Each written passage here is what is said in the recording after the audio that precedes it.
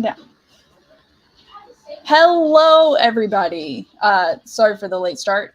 Apparently, downloading the slides to StreamYard and making it pop up like this, it shortens your screen, whatever you want to call it. So I'm having to do it this way. And I'm still trying to finagle. Is that what I want? No. I'm still trying to figure it out. Either way. Hello, everybody. I am Natalie Locke. If this is the first time at my channel, welcome. I'm glad you stumbled upon me.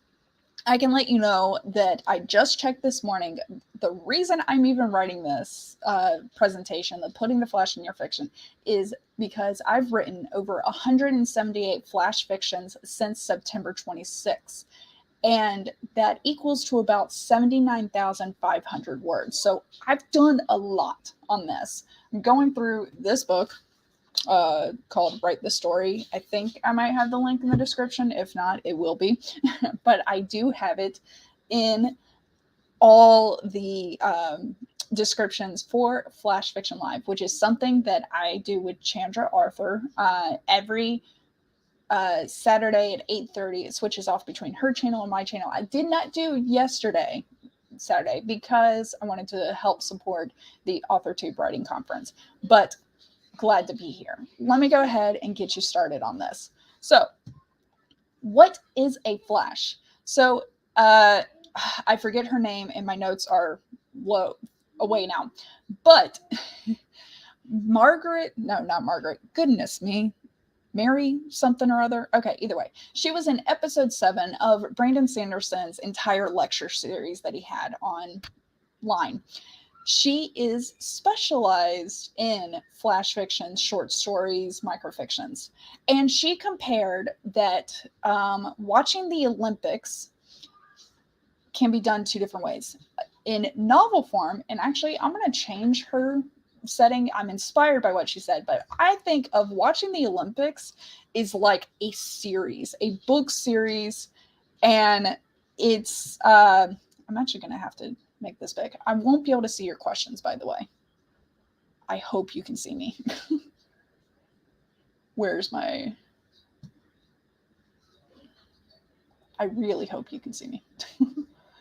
I just got to pop this up real quick.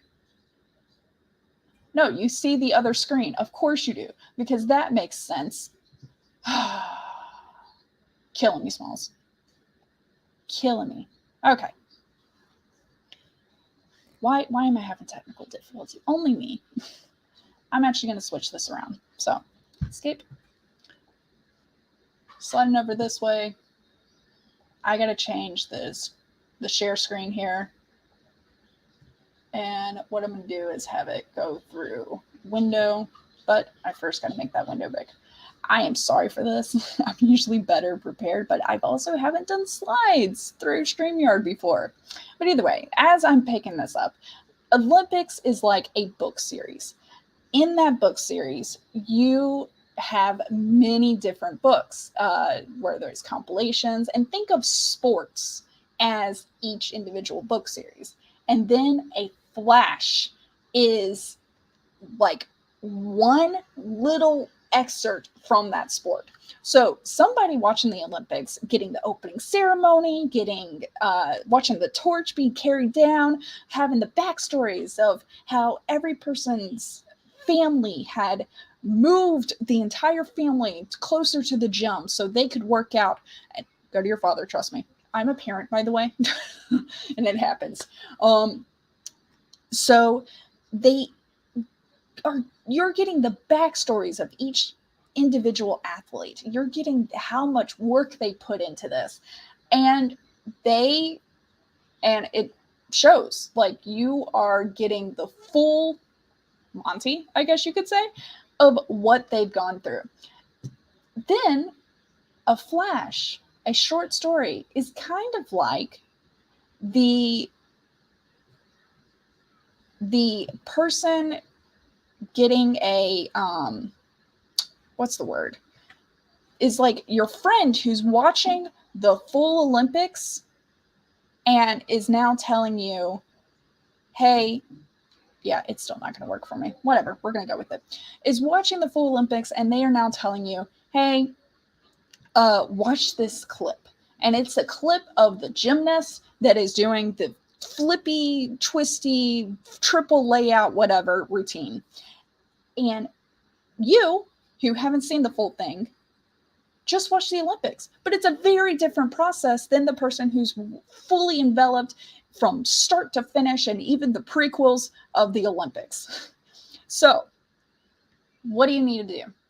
Unfortunately, my little plug here is going to get a little bit ruined. We're going to see if I can do it without. Nope, it's not going to work. So I'm about to give you the parameters, and I'm going to delete this part because we're in it. Oh, no, come on. Delete. All right. The parameters is a flash fiction. It's usually 1,500 words. I usually hover around 1,000, and that's what I've seen. But honestly, I can tell you with all these parameters on the word count, because that's really the only parameter you have for a flash, is on Chandra. Thanks. I'm trying to keep track of everything.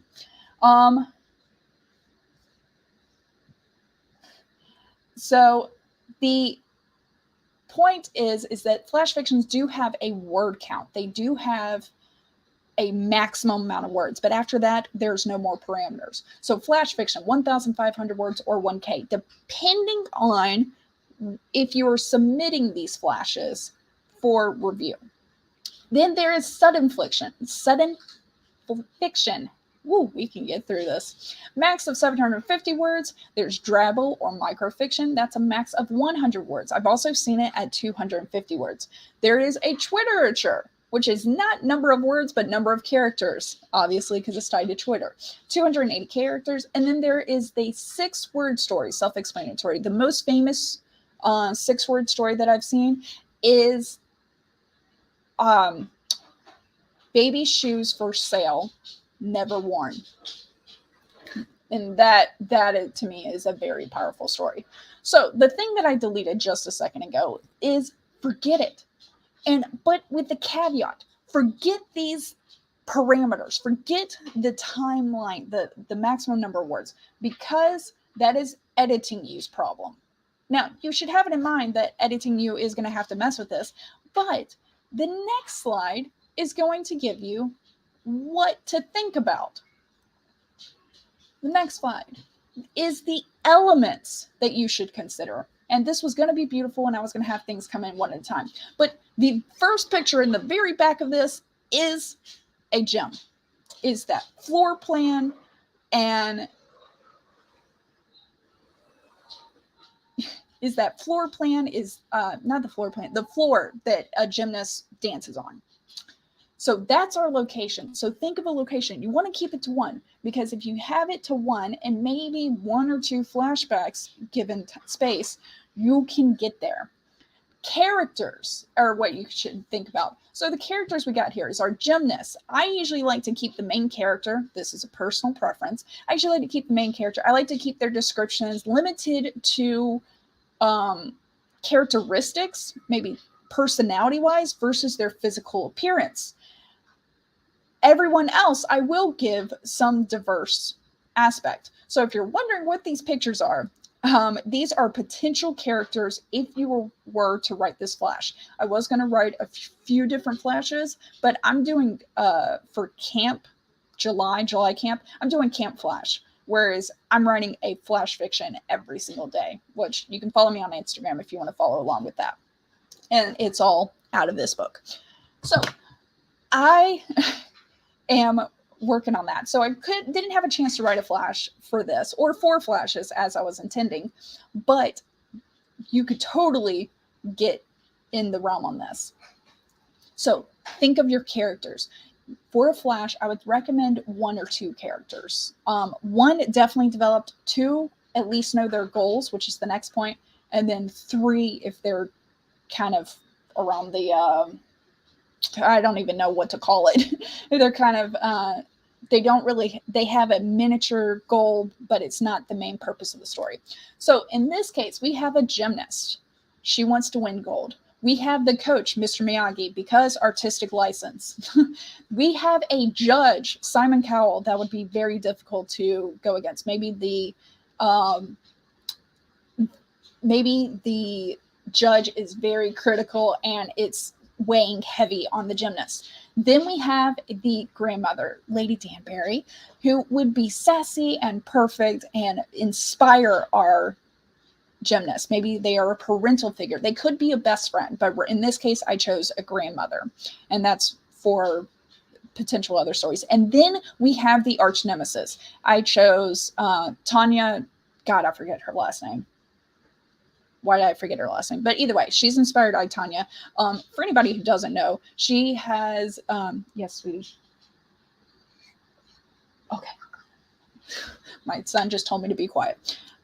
She actually paid somebody to break the ankles of her competition. So I figured she would make a great nemesis in this realm. So those are our characters. Those are the potential characters. And think of that in your own story. This is the planning phase. You can pick as many elements as you want to list down so you know which part is going to work for you. Now we got their goals. I listed some of their goals already. The gymnast wants to make gold. The Mr. Miyagi, the coach, he wants his gymnast to do well, but maybe they haven't. I'll go into that. So the goals is Mr. Miyagi wants to do well. The judge is trying to be fair. Or what if they're not trying to be fair? That could be another goal.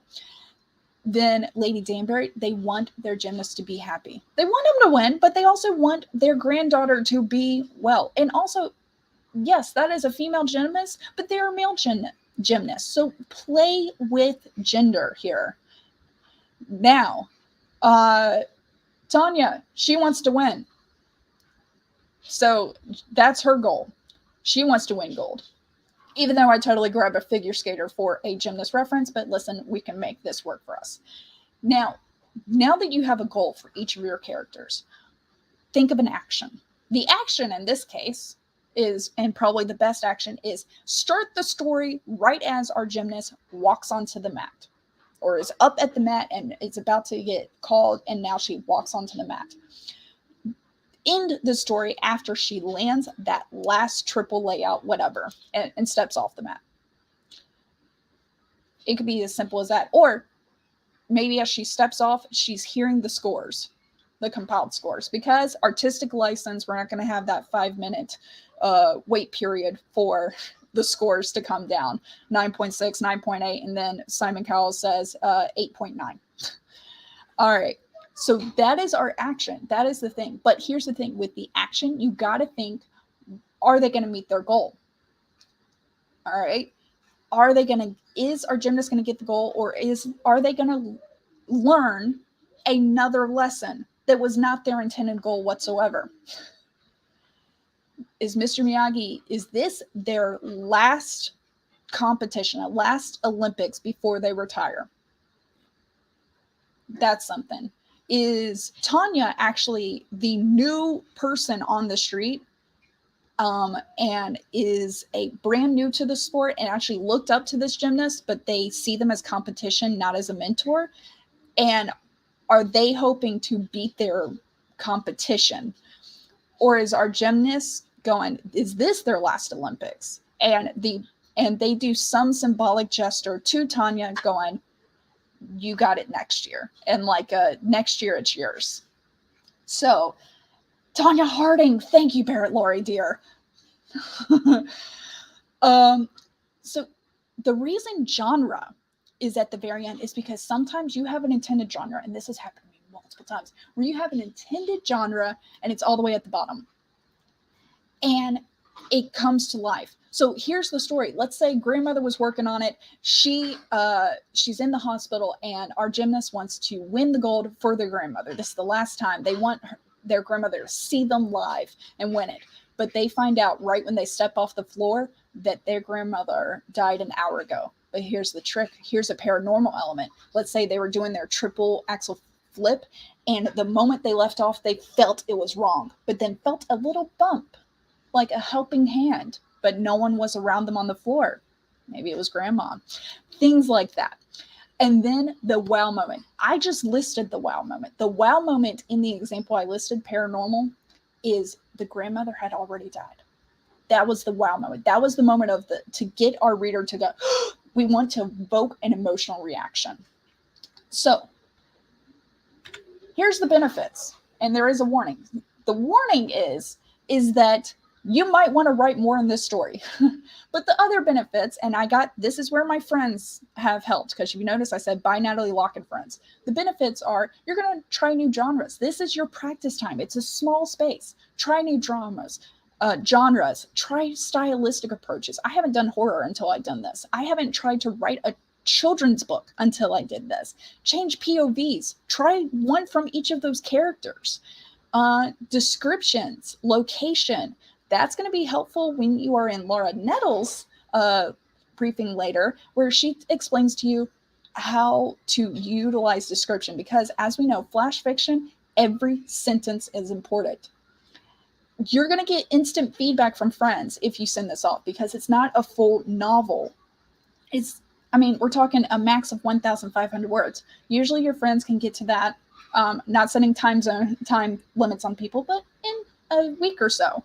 And you can start writing sooner because you're not building as much on it.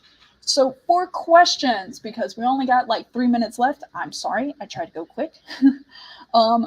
Barrett Laurie did say earlier, and I saw it and made sure to start it. What advice do you have for overwriters who say, I can never write a flash fiction? The advice is this whole presentation. The advice is for focusing on those elements. If you limit your elements, you can make it easier on you, editing you, to set up the exact word count. So all of that could be very beneficial. I'm scrolling through to see if I see any more questions. Something to mention, in my description, I have resources, links. I got it to Laura Nettles' blog, where she has horror writing prompts. I have it linked to Chandra Author, my co-author, co-creator of Flash Fiction Life. I have it to Richard Holiday, who does Flash Aha on his channel, with Colin Clark, Martin Lejeune, and Adam Stevenson, the brick pack. I have Bethany Votow. I'm sorry, I've butchered that already. But her channel, she does flash fiction. So there is a full amount of resources. Then also, there's always books. You can always do books. And then, of course, my Instagram. So I don't see any questions. We're at 11:19. I think I'm going to go ahead and call it quits to give y'all a minute to cross over to the next one. Thank you for coming to my presentation. I will have the slides in the description in the next 5 minutes if you wanted to pull those directly with the animations that I wanted to have. All right. Have a good day and enjoy the rest of this conference.